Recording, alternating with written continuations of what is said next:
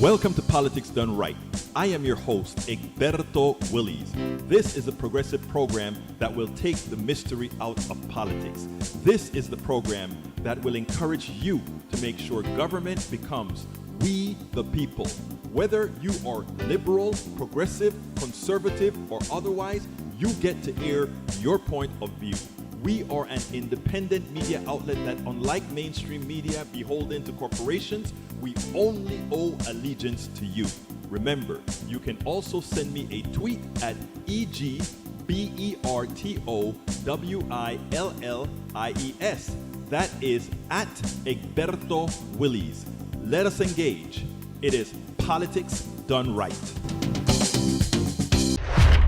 I want to thank PDR Posse member Michael Rudnin for this one. I think it's important because what it does is it goes ahead and it puts to rest the idea that somehow these conservative judges on the Supreme Court can, with their sense of textualism, their sense of conservatism, their sense of reading the letter of the law out of the Constitution, whether it's valid or not. They claim that is the reasons they changed things like overturning the abortion law in the Dobbs decision. Because why again? The Constitution never really gave that right.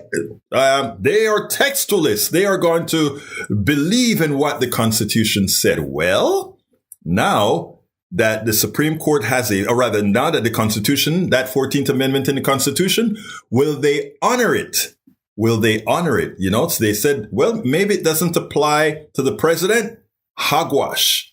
When it was established in the 1800s, they had that distinct discussion.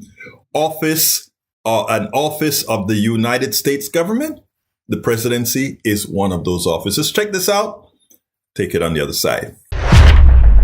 Multiple lower courts have already ruled that Trump himself did personally engage in insurrection. But a core question at issue here is for whom this insurrection clause was really intended. Which offices count? Which officers count? Was it intended for presidents and presidential candidates, or are they somehow exempted? Now, the Colorado Supreme Court, state Supreme Court, goes a long way towards resolving what the authors of this amendment were thinking about when they wrote this, whether they specifically intended this amendment, this Section 3 of this amendment, as a guardrail against presidents and potential presidents who engaged in insurrection. The state Supreme Court did some very, very deep research to make the case that, yes, this sure does apply to presidents and presidential candidates. And to that end, among the best and deepest cuts cited in this ruling is this one. It is a conversation between two senators in the year 1866 as they were literally writing the 14th Amendment. Senator Reverdy Johnson worried that the final version of Section 3 did not include the office of the presidency. He stated, this amendment does not go far enough because past rebels may be elected president or vice president of the United States. So, he asked, why did you omit to exclude them? I do not understand them to be excluded from the privilege of holding the two highest offices in the gift of the nation. Senator Lott Morrill fielded this objection. He replied, let me call the senator's attention to the words, or hold any office, civil or military, under the United States. This answer satisfied Senator Johnson, who stated, perhaps I am wrong as to the exclusion from the presidency. No doubt I am. The senators who literally wrote the 14th Amendment specifically meant for it to apply to the presidency. It does not get any more originalist than that, my friends, and that is exactly the point here. Adam Serwer argues in The Atlantic today that this ruling from the Colorado State Supreme Court is going to put the court's conservatives between a rock and a hard place. The court's conservative justices often justify their decisions through the legal philosophy of originalism, or trying to interpret what the founders meant when they wrote the Constitution. Serwer writes that this Colorado Supreme Court ruling is calling the bluff of the U.S. Supreme Court's originalists, forcing its conservative justices to choose between their purported legal philosophy and the partisan interests of the party with which they identify. So it would seem. Now, Trump has until January 4th to appeal the Colorado State Supreme Court decision, and his campaign says it plans to. And when that happens, it will put the issue on hold until the Supreme Court makes its decision, meaning Trump will likely be on the Colorado Republican primary ballot, but whether he appears on the general election ballot in Colorado and potentially in any other states that could follow Colorado's lead, all of that will rest once again in the hands of the Supreme Court. It's clear, folks. It is clear. From a constitutional point of view, Donald Trump must be removed from the possibility of ever being president of the United States again. Folks may say some people will get upset. That may be the truth. But did we get upset when Donald Trump won with less than a popular vote? Yes, we did. But we didn't go ahead and destroy the nation. We followed the Constitution. Did we get upset when Al Gore lost to Bush with the Electoral College, even as he won the popular vote? Yes, we were upset. But again, we followed the Constitution, and we should this time again. Recently, I appeared on WAOK in Atlanta on the Gwendolyn Stokes On Point show. I want you guys to listen to this exchange that we had with not only her, but with her audience on the Israeli conflict and a few other things. Check this out. We'll take it on the other side. When the Israeli government is trying to move forward in terms of, as they would say, trying to protect their land and protect their people. So as this continues to just kind of increase over the last time, there's also video and footage that's showing a lot of the Gaza hospitals that are being bulldozed actually by Israeli officials there. And of course, you know, as they're checking into it, they're just driving and running all of the residents there in the Gaza Strip out. And of course, when they look at a lot of the hospitals, when they look at a lot of the things that are being destroyed, they're saying this conflict really is not going to go away because it is intensifying. I mean, we're seeing, you know, the red bulldozers crashing into tents, bystanders, you know, are screaming, and it's just ongoing, you know, that fight and that conflict there in the Middle East. How do you describe this, Egberto, as a crisis? Well, how would you describe it? That's okay. Yeah, can you hear me? Let me just let me just say first of all, you just mentioned something very important. You mentioned a whole set of tunnels that's been driven 60 feet deep, all that sort of thing you just mentioned. You're a very smart woman. You know that's tons and tons of dirt. Of refuse. You know, we built the Panama Canal back in the 1940s. We rebuilt it back in the 2000s. And the amount of dirt that you have to get rid of, you know where it's coming from. How can Israel, the country that has all these drones, all these things that keep Gaza and the West Bank under surveillance all of the times, how can these tunnels not have been known about? They knew about this. They knew about all these things that were happening. The thing about it is what Israel needed is causation to annihilate Gaza and subsequently the West Bank. Because if you look at the last map that Netanyahu puts out, there's no room for Gaza. There's no room for the West Bank. And if you look at the charter for the Likud party, it's not Rashida Tlaib who is saying from the river to the sea, though she said it. It is their platform, written in their platform, that Israel existence is from the river, meaning the Jordan River, to the sea, the Mediterranean. So we have to be honest in America if we want to really take. Look, I have Jewish relatives, Jewish friends, everything, and most of us are on the same par. What Netanyahu is doing along with Biden is absolutely wrong. What Netanyahu is doing in Gaza is genocide, and we have folks like myself who are originally from Panama, Central America. We know what that looks like because Bush, looking for Manuel Antonio Noriega, he bombed out the holy, you know what, out of Panama City, Chorillo. Golan and David, killing thousands of Panamanians for one person. So Israel is just following a good template. I see.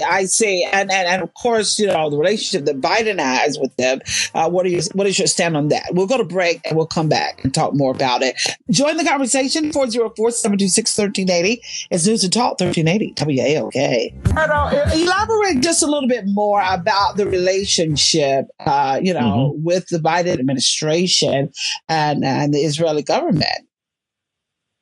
Yeah, let me first tell you, with all that's going on in the country right now, I want your audience to know this because we are an essential part of time in our country. There's under no circumstances I'm going to be voting for a Trump or a third party. I will be voting for Biden, not for Biden, but because existentially the country needs it. Now, Biden is making a fool of himself. Biden is when Biden served under Obama, Netanyahu came to the United States and snubbed the Obama-Biden administration. He has always had contempt for both Obama and Biden. When Israel got a terrorist attack, 1,200 people got murdered. True, that's a fact. That's a bad thing. That's a horrendous thing. The first thing we did, or Biden did, was to go over to Israel and hug Netanyahu. Netanyahu didn't come to us and hugged us in our despair at all. That's number one. Number two, we have the Biden administration trying to get billions of dollars in excess of the $3.8 billion that we send to Israel every year. He wants to give them $14 billion and in the process pay I want your listeners to hear this, Ms. Stokes. We are paying $8,000 plus for each Army shell. We just ordered over 15,000 of them. So our bombs going to Israel to kill Palestinians in Gaza, we are going to pay the defense industrial complex $8,000 per bomb. I want you to go through Atlanta as I go through Houston, as we go through other places where we don't have any of these politicians, whether federally, local, or state, doing anything positive to look at our homeless problem, our unhoused problem, as an existential problem, as a real serious matter. But we are willing to pay $8,000 for a bomb that costs under $1,000 to give to another country to annihilate another people that we consider less than. Do you understand why so many people around the world don't like us? And it's not that they don't like us as Americans. They love us as Americans. They love our culture. They love our vibrancy. But they hate what our government does, and the government does in our name. The thing of the matter is, all this money is not going per se to Israel. It's going to the cronies that are building the bombs, building the tanks, building the missiles here in the United States to then pass on to Israel freely to then go murder 20,000 innocent Palestinians. We have to open our eyes as Americans and not allow the military industrial complex, not allow a criminal like Netanyahu and others to really ask us to see things that aren't there. They're asking us to say, look at what they've done to these innocent Israelis, a bad thing. But then they were a terrorist organization, Ms. Stokes. They were a terrorist organization. But what if they're a terrorist organization killing 1,200 people, what if Israel killing 20,000 people, children, women, men, pastors, reporters, all killed by our bombs? Absolutely. It doesn't balance out. It doesn't balance out. It's not right. Let's go to our phone lines. I've got Gideon on the line. Gideon, welcome. Go right ahead with your question or comment. Yes, thank you for allowing me to speak. When we talk about America and imperialism, I think historically we'll see that many nations have done horrendous acts of violence and war when it comes to taking land people, because that's why black people here in this country, we were taken. Do you see black people being in the future being attacked similarly like the people in Gaza and the type of horrendous war that's taking place on people who don't even have a military? So we in America are similarly, we don't have a military. We've been co-opted into America's military. Do you see some of the same things in the future happening to black people in America? And you mentioned Noriega. America trained him and profited from him and then turned around and killed him. So do you believe that in America, black people who have been used by this country and are continuing to be used, but really don't have an economic base, we don't produce anything? Do you see the same things in the future for black people in this country that's happening in Gaza and in Palestine? Brother, Ms. Stokes, should I answer that now? Yeah, go right ahead. Brother, very smart question, but I want to rephrase it a bit differently, because I like to tell folks I don't believe in race. I don't believe in, but what I do realize is that we live in a racialized country where race has been used as a tool. Its formation was on the backs of black people. Black people were used as that tool. And the reason why blacks were specifically used is that they could delineate black slaves from white indentured servants. They didn't want that coalition built. It's important for us to start looking at things differently so that we can build the proper coalitions to beat the system. The system isn't a black and white system. The black and white thing is a tool. Okay? I'll posit a question to you, my brother. We know that Trump is an existential problem to black people. That's what many of us think, to people of color, not just black people of color, etc. I want you to name me one active, popular black billionaire or black multimillionaire that you have heard come out in this great fear and debate we have for having Trump back in, or this great big debate about how we're spending our money in Israel, or this great debate of any of these things. I haven't heard Oprah, I haven't heard Beyonce, I haven't heard Jay-Z, any of our billionaires come out and say we are going to invest in activist organizations that are going to mobilize people to make sure that somebody like Trump doesn't stay in power. The only person that of great stature that has a lot of money that I've heard come out and do that is somebody many of us like to laugh at, and that is a young, I can't remember her name now that I'm on the spot, but a young girl. But when we look at the black-white issue and what they're going to do for us, the coalition that I try to build right now is telling folks we're all slaves now, baby. Some just don't realize they are yet. But we're all slaves now to the system that you talk about, brother. That imperialist system that you talk about, that capitalist system that you talk about, we're all its slaves, just different levels of gradation. And when we start analyzing things in such a manner that we don't look at it from the black and white thing, create friction. It makes you hate your white brother. It makes their white brother hate you. And while we are hating on each other, the billionaires of every race are ripping us all off. And that is a strategic kind of thinking that we have to change to. Mm-hmm. I guess that's why it's a lot of talk about changing the mindset. Kenny, thanks for holding. Go right ahead. Our guest is on the line. Kenny. Hello. How you doing? Hi. All right. I'm going to be quick. What Israel is doing is not self-defense. Now, self-defense has a limit. In America, the Ku Klux Klan is a white Christian terrorist group, and they kill and terrorize black people for 100 years. It would have been wrong to blame all white people for the actions of the Klan. But if you look at Israel and the U.S. government, they're trying to blame all Palestinians for the actions of Hamas. Now, when you bomb in hospitals, schools, and homes, that's not self-defense.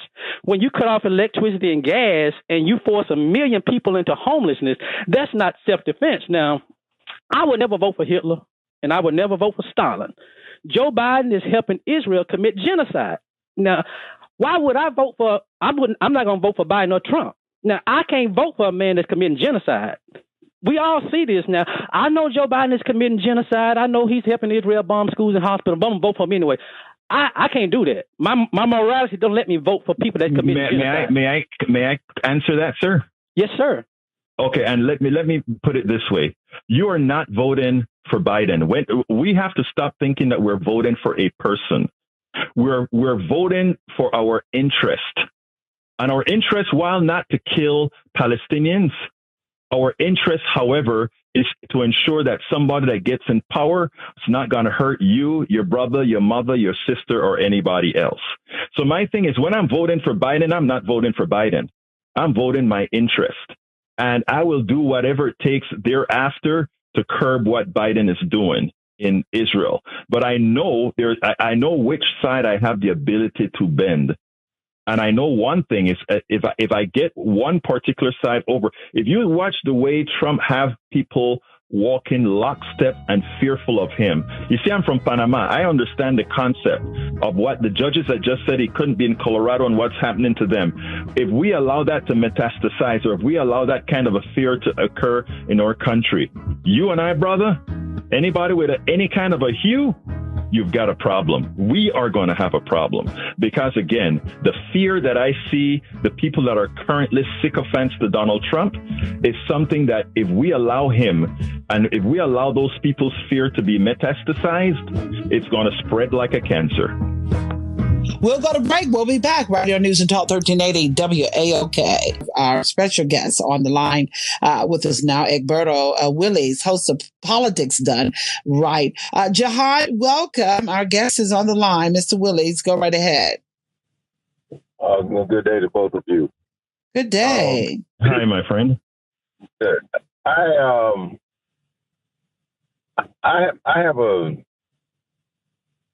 I don't see us as slaves. I have an issue with the concept. I think we're clearly free people, but we're scared people. I mean, I think that the people are afraid to lose. Some people, not all. Some people are afraid to lose economically, educationally, friendship-wise, support. I think that's the issue. That's the language that I would use to figure out how to get people to understand that their values, their initial values, are greater than the loss of some material or some position.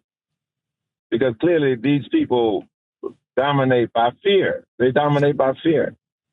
You know what I mean? What they're doing now to the president of Harvard is they put their machine in place right away to research every aspect of her history to find out something that they could use to counter her. And I think that what we don't understand, or what we clearly don't want to understand, is that these people will go to every extent for their position, even kill.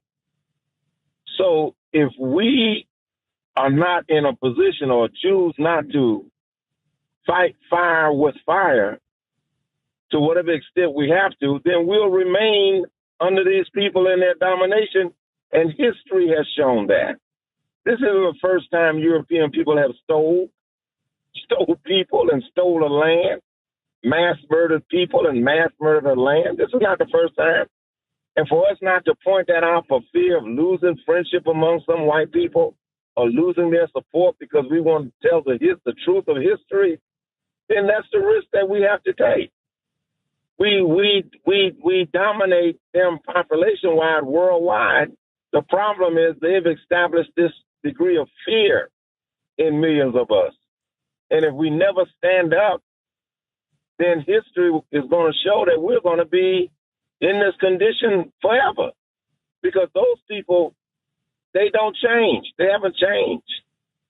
I mean, and I'm not saying every one of them, but I'm saying the dominant factor among those people and the support they get, the silence and the support they get from a vast majority of their people, and historically proves that they will rob a whole continent and enslave a whole people for 245 years and watch the abuse. So for them to watch 37 days or 70 to 76 days of abuse, this is not new. This is not abnormal for them. So I don't know. I have an issue with the term that we're slaves or we're going to be slaves. No, we're not slaves. We're free people. We just refuse to exercise the rights and the attributes of free people. And sometimes that requires you to go to areas that we're not comfortable going to. May I answer you, my brother, and let me explain what I say. I should have better defined slavery. In my program, I retooled it as antiseptic slavery because it has all the features. There's a phrase that I use on my program, and to kind of illustrate this. When we were slaves, we were property. When we were property, we had to be clothed. They had to give us health care of some form because you want your property working. You want that machine working. You had to be fed because you had to give that machine the fuel. That's who we were. I'm talking about people of color who were slaves. But something more efficient came within the capitalist structure, and that was called the employee. We tell you where to work. We tell you what to do. I'm not talking to management class here. We tell you what to do, what to work, what to wear. We don't even have to invest in your health care. We don't have to invest in anything about you because at this point we have made you into a widget. You are now expendable. It's antiseptic slavery. What that means, it looks beautiful. You mentioned in the narrative that you just gave, you said we are dominated because we are afraid to make a move. We're dominated. That is what the slave is, something that's dominated. Now, you can have the rebellion. The slaves can have the rebellion to get their freedom. I'd like to also take issue with the black-white thing, right? I understand how the concept works, that they really try to make it a black-white issue, a other color issue, which in the aggregate, it looks that way. The reason earlier I brought up about our black powerhouses being quiet on the issue is that they have been assimilated into the system, the power structure of the system that dominates. You even look at a few days ago, Hakeem Jeffries, who is the leader of the entire Democrats in the House. If you heard his speech defending Israel, that should tell you all. And that's what I'm talking about. That what I'm basically saying is that first of all, we're Africans or people, black people that became slaves, and I think that mindset needs to be put there. That gives us the strength to fight. I think when you describe the economic system of America, where if I go to work and I'm a slave, I'm not a slave if I go to work. No, I go to work and I'm but that's what you said. You said it was, No. I think what I call it antiseptic slavery, because what I'm trying to do, my friend. Yeah. What I'm trying to do is the following. I'm trying to equate, because there are other economic systems, right, that makes it where you work, you partake of your spoils. Okay? Yeah. But the way we work right now, we are told what to do. They make a big profit, they walk off with it. That's your excess labor that somebody walks off with. What I try to talk about is how all of us have been so indoctrinated into this current economic system that we don't see it. But you don't see any good, say for instance, if I own a business and I treat my employees fair because I deal with the economic system in America, I do the things that you say we don't do. The idea that the boss tells you what to do, that's not abnormal. That should be, it's his company. The company needs to be run a certain way, as long as he's not telling you anything to dehumanize yourself or hurt yourself. I'm just having a problem with the concepts, because I get it. We also feed a mindset among our people that there's something against working. You know what I mean? No. No, sir. No, sir. Not at all. Not at all. Not at all. And what you just named, you're a good employer. You treat your person right. Not everybody wants to be an employer. Some people want to, not everybody. So no, I am with you. I'm with the sole proprietors. I'm with my problem is with the corporate structure, that people who makes money on your labor. The corporate structure says, I have a company divided into stocks and these other pieces. Somebody goes ahead and sell these stocks who have nothing to do with the creation of the labor, and they profit from it. I'm pretty sure if we had more time to have an extensive discussion, we would be on the same page. Oh, well, thank you. I don't want to take up any more time. Thank you, Wanda. All right, thank you. Yeah, thank you, John. We'll go to break. We'll be back right here on News and Talk 1380 WAOK. News and Talk 1380 WAOK. She's your sister, girl, and friend. On point with Wanda and Stokes. Live well, win well. On News and Talk 1380 WAOK. Welcome to On Point with Wanda and Stokes. Do you have a question or comment for our guests? Oh, yes. I would like to say with the whole thing with this genocide of the Palestinian men, women, children, doctors, and the torture and the killings and the discrimination and the humiliation that they go through caused by Israel and the United States. I'm not going to vote for Biden or anybody connected to Biden, and I'm definitely not going to vote for Trump. But the thing about it is the Zionist machine controls both political parties, Democrats and Republicans, from its inception, basically.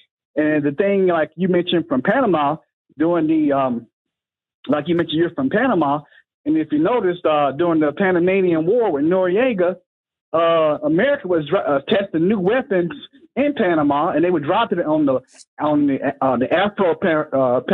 Afro-Panamanian people. It wasn't the white ones; it was the black ones. It was the black areas. It was the poor areas, and also with the whole Israeli state or illegal occupation, America destabilized all of the Latin American countries, and where America kind of held back, it led to Israeli assassins and contractors go in and kill and assassinate people throughout Latin America with Allende in Chile and a lot of other countries. Israel is responsible for the destabilization along with American help to destabilize the Contras and the Sandinistas and all that. So the thing about it is this thing goes much deeper. And even when the so-called Holocaust, those same Jews out of Europe, they did weapons funneling through Panama to go ahead and create the Nakba, which is the catastrophe that they did to kill the Palestinians in 1948 to start Israel. First of all, let me just tell John, you have a very informed audience. I mean, I just want to say that you found out that. I mean that you could tell me in Panama where they bombed and that they actually tested out. Actually, it was a stealth bomber, the stealth fighter that they tested in Panama at the Quince Pisos in Colón. So I am just blown away by what you just said. I have a tiny disagreement. The Holocaust is real. Jews have been persecuted age over age, but not because one particular group was persecuted means that that gives them free base to go persecute some other group. And likewise, if we follow the tenet of Israel that says God gave us Israel, the natives in America could say God gave us this land, America go home. So so there are a lot of different things that we have to look at from a practical standpoint, man. But I am blown away that you follow the Allende and all that kind of stuff that I thought only political fiends did. Now, when it comes to the vote, however, my brother, the one thing that I say is when I vote, I am not voting the person. I am voting my best interest.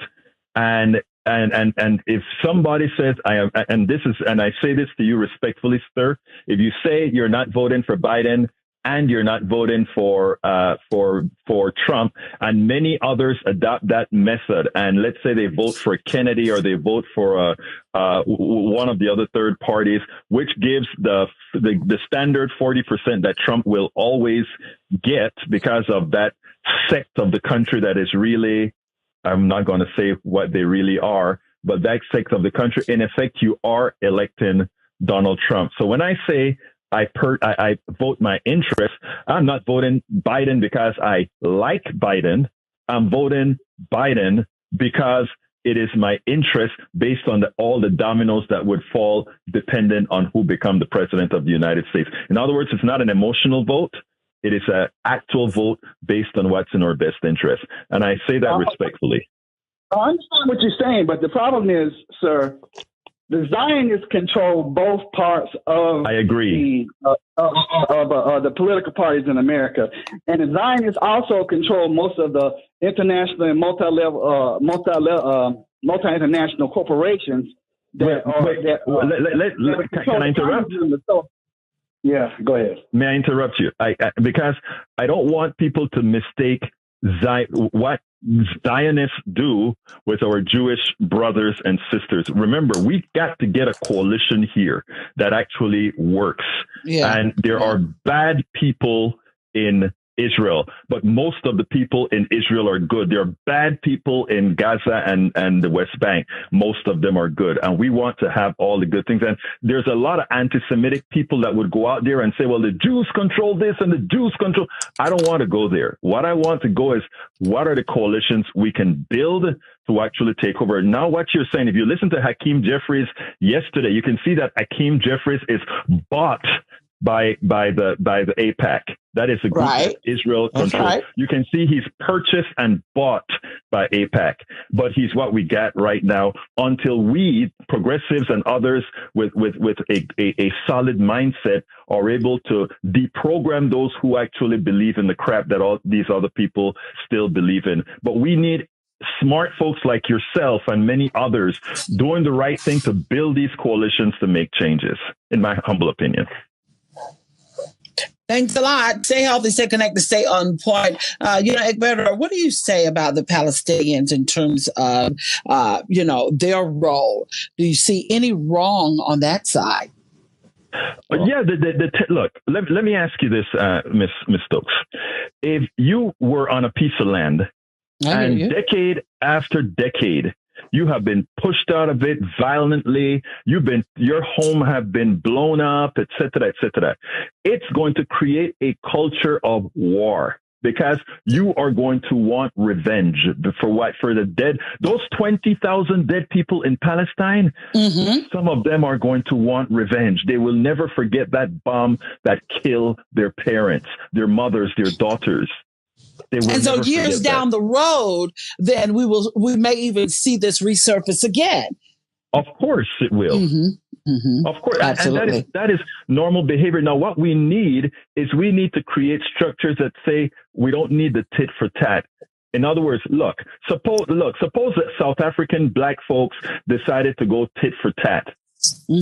Normally, it doesn't work like that. Most people are willing to say all the bad things that's been done in your name, all the bad things that's been done in my name. We have to put a stop on it and stop talking about gradation of pain and move forward.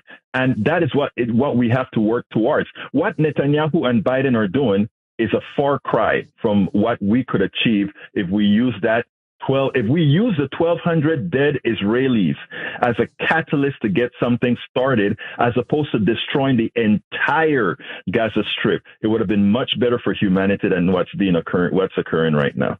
I agree. Thank you so much for sharing with us and giving us your insight. How can people follow you and stay connected to you as well on social media?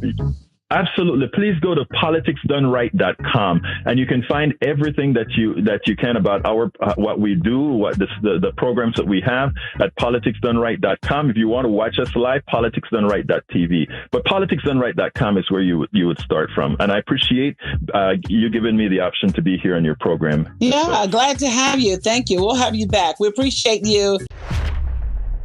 So let me first explain a few things about Medicare. Medicare didn't come into be because government wanted to handle the payment of your healthcare, even though my philosophy is healthcare belongs with the government. My philosophy, I'll just say it straight out, is that healthcare belongs with government. And here's why I believe it. Government is not some crazy entity. Government is we, the people. Now, when you go buy a pizza, if you don't like what Pizza Hut is selling, you can go to Papa John's. You can go, or you can say, I don't like any of these pizzas. I'm just not going to buy the pizza. I'm going to go ahead and buy me a sandwich. And if the sandwich prices are too high, you'll just go ahead and say, I'll buy me a loaf of bread. I'll buy me some Vienna sausage and some cheese, and I'll make me a Vienna cheese sausage sandwich. I have those choices. These are choices that I can make. Those things belong in the private sector, where I can get a whole ton of different types of pizzas, where I can get a whole ton of different types of sandwiches. That belongs in the private sector. I want a car. Do I want an electric car? Do I want a car that's red, pink, blue? That belongs in the private sector. However, if I'm driving down the road and get into an accident and I break my leg and I break my neck, that does not belong in the private sector. Several reasons. Because at that point in time, I don't have a choice. I have to get health care for my neck. I've got to get health care for my arm. So therefore, whoever is going to provide that service can charge me whatever the hell they want to charge me, because I am in a state where I'm at a must, right? And not only that, most of the technology used in healthcare, I repeat, most of the technology used in healthcare was designed and provided to you by research dollars you as a taxpayer already paid for. I know you see all the ads that tell you the reason why we have healthcare or private healthcare white so high is because research. We have to research and we have to test drugs. Most of that is a lie, a provable lie.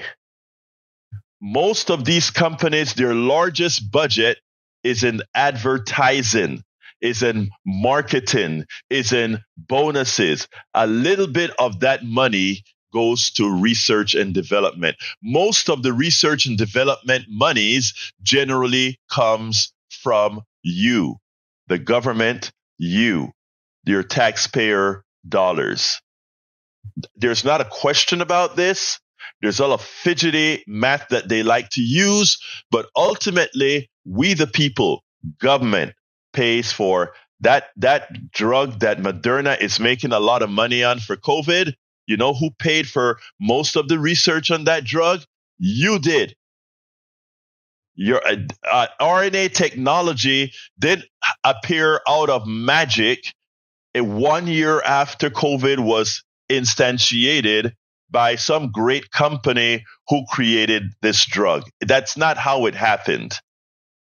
Moderna had our mRNA technology that was funded by the government for decades, and COVID was a great test case to put it into action. Okay? And the testing of all of that for it and COVID is what occurred at lightning speed. The technology proper did not come at lightning speed. It was developed over decades and decades of research dollars that you paid for. Okay, we're talking about Medicare Advantage, but I need to give some background. Okay, now, why do I say healthcare belongs with the government? Again, it's because at that point, you don't have choices. And likewise, we already paid for much of this. Now, but we allowed private insurance. The politicians were bribed, all of that. We allowed private insurance to take care of these issues. Good.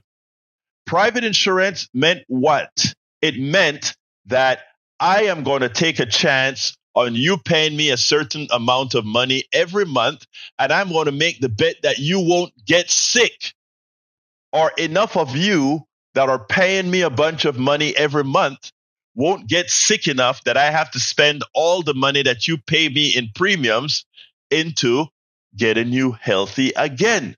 That's what insurance is. It's a company making a bet and you making a bet.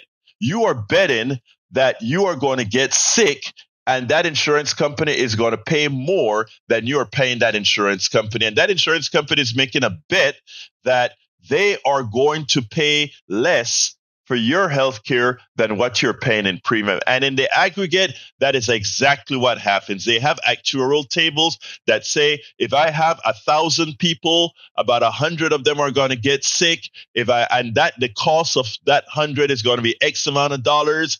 I charge more in premium for collecting that X amount of dollars, and all of the whatever I don't pay out to get you healthy goes into the pockets of the shareholders of the private insurance company and into bonuses for the executives. That's the private insurance model. But there's a funny thing about health. As we get older, in the aggregate, we get sicker. As we get older, we get sicker. And as we get sicker, it costs more money for us to get healthy. So insurance companies, because they are a profit engine, insurance companies are not there to do a good deed. That's why it drives me crazy when somebody says, I love my insurance company. Your insurance company was not designed to make you feel good or to do good by you. Your insurance company was a business model to make money for a few people who own that insurance company, or a few executives, even in the nonprofit insurance companies, a few executives who run that company and the bonuses they get for spending less than they take in. All right? Because that extra money goes to the shareholders and it goes to the executives. Insurance companies are not there. So you're not there to like your insurance company. You're there to make sure your insurance company pays the bill. Nothing more, nothing less. It's a transaction. There's no love there. But insurance companies decades ago, they realized we can't make money on old people. So we don't insure old people. Or if we insure old people, we charge them an arm and a leg. Now steps in the government. We the people. We the people says, now, since the private insurance company won't take care of our old people, the government is always left with the things that are expensive. The government is always left with the things that the private sector doesn't want to do or doesn't find profitable or they can't make a good dollar on. So Medicare came into existence. Medicare came into existence, and it started out just for old people, and then it changed into taking care of more things. But Medicare came into existence because the private sector would not insure all of you old people because you cost too much. And they would have to have a too high a premium, and a lot of people would go without paying the premiums and just die. And they want to take your money before you die. Otherwise, there's no money for them to take. So they allow it to slide. Let the government take care of people over 65 years old. So they created Medicare. And what Medicare did is Medicare paid 80-20, just like standard insurance companies. They pay 80% of the bill. Now, a lot of companies now, a lot of doctors will just take the 80 and they know that people are struggling and they may not take the 20%. They may forgive or they may take your house. I'm kidding, but you get it. 80-20 is what standard Medicare pay for.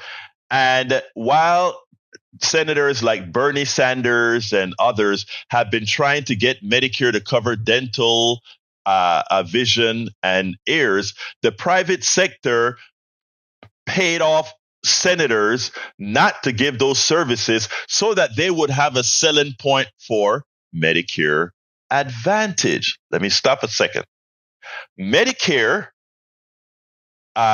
did not provide those services as baseline. In other words, They gave you great health care. You can go to any doctor. You can have any medicine. You can go to any hospital under standard Medicare.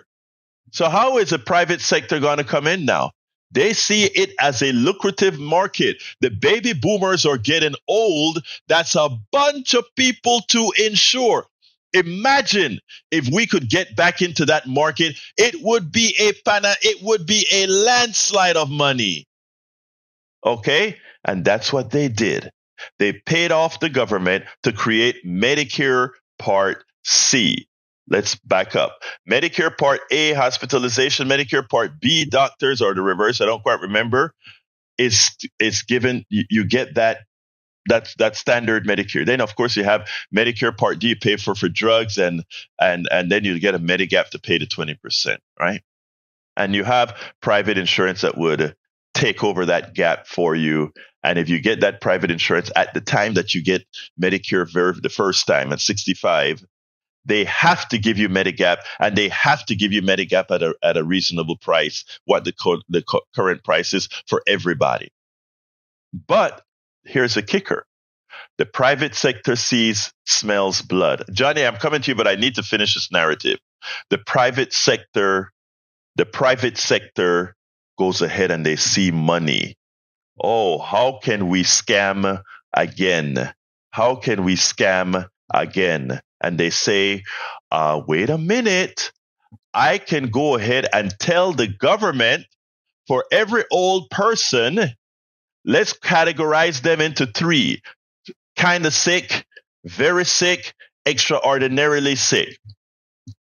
And you give me a fixed amount of dollars for any one of those, for each one of those people that decide to voluntarily leave Medicare standard, meaning traditional Medicare, and come to Medicare Advantage, the private sector insurance. In other words, Medicare Part C, Medicare Advantage, it's not Medicare at all.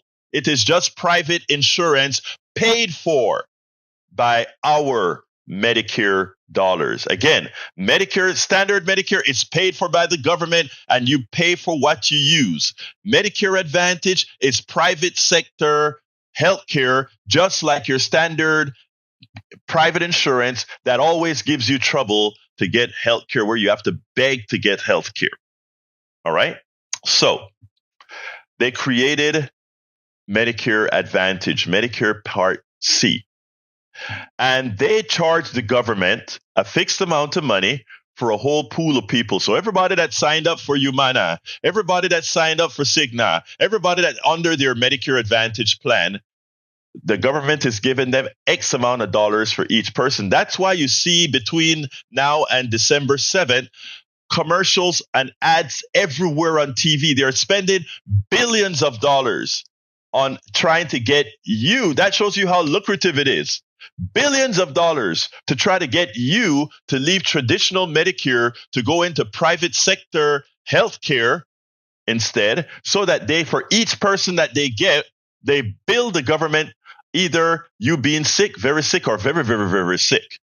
And what they try to do is classify you as very, very sick to the government so that they get more money for you. At the same time, they give you the treatment of being somebody not very sick. That's how they make their money. And how do they advertise to you? They go on TV and ad nauseum, they fool you. They first make you believe that Medicare Advantage is Medicare. It is not. That you have all kind of great features with Medicare. It may seem like that at the beginning. Think about this. To get you in there, even buying you groceries, they're giving you club memberships. They'll give you a stipend to get some groceries. That's not what you want healthcare for. Healthcare is not to get you groceries. Healthcare is just that, healthcare. And because they stopped the government from giving you vision, ears, and dental, they also put that together, but they don't tell you that there's a very small limit to your dental. After a while, you can't spend over a certain amount. Have you been to a dentist lately? And then they also do the same for your ears. I mean, it is a racket. It's a scam. Now, there are people who love it because they don't have co-pays. The guy, one of my good friends who call and says, I love my Medicare. I don't have co-pays. He's doing fine. But here's my brother. He eats very, very healthy. He's thin. He's in great shape. He's older. Of course, he doesn't need a lot of coverage. So to him, the little coverage that they give him is great because, again, he stays here in Houston. That's how it is, right? So it works for him because standard Medicare or Medicare Advantage would work for him, right? But for most people, and when I say most people, that's what I mean. Most people are so programmed that if the insurance company tells me I need this, then I get it. If they tell me I just don't need it, I do without. If my doctor thinks I need a particular service and the insurance company doesn't think so, I'm doomed. I do without. Medicare Advantage then comes, and again, they control what doctor you can see, what medicine you can get, how often you can get it. All these things are controlled by them. People always say, I don't want government controlling what I do. The ironic thing is that under standard traditional Medicare, the government controls nothing. Your doctor does. Under Medicare Advantage, some private exec, and now they're using AI to kind of deny you coverage. That's what they're using now. AI to deny you coverage based on stats and all these kinds of things. So that is the reason why, to the listener, why I promise you that Medicare Advantage is a scam. If you like it now, wait a few months or wait a few years. Wait till you get an illness worth true insurance, and you'll see what we're talking about when we talk about the fraud that is Medicare Advantage. And remember this, all frauds have honey. All frauds have honey. We have to find a way to entice you to come. We have to try to find a way to indoctrinate you. It is imperative that we do that, or else we don't get you. But for every one of you that we get, some salesmen get a bunch of money. The salesperson that's convincing you when you go to your navigator and they tell you, well, you know, this Medicare Advantage plan for your financial situation is better. Da, da, da, da. You know, they convince you. They have a financial reason to convince you to take something that's a fraud, a scam. And you know who pays for it? And you know what it bankrupts? It bankrupts all of us, whether we are 65 or younger. Because we constantly have to pay more to pass all that money to the advertising that you see on TV every single second of the day. We have to pay all the money to those executives. We have to pay all that money to the shareholders so that they can make $1 off of you, and we, the taxpayer, subsidize these corporate fiends. It's a fraud. And yes, it works for some. Yes, it works for some, but in the aggregate, it falls on its weight, just like private health insurance right now for most. They either don't have it, as if like here in Texas, where it's the highest uninsured rate for people under 65, or it's a fraud on you. So that's the explanation I wanted to give on Medicare Advantage. If I was not clear, if I was fuzzy, if I need to clarify something, the phone lines are wide open. We spend a lot of time deconstructing the news, trying to parse it into a form that everybody can understand. We try to find those little nitpicks where it flies above the fray, etc. If you really like these videos that we do, I want to ask a big favor. Please go ahead, number 1, subscribe to our channel, and number 2, please join if you can. Thank you so kindly for watching. Keep watching. Please remember to share. We must populate the entire internet with our progressive message, a message that we know is what most Americans say that they want. So help us, please join.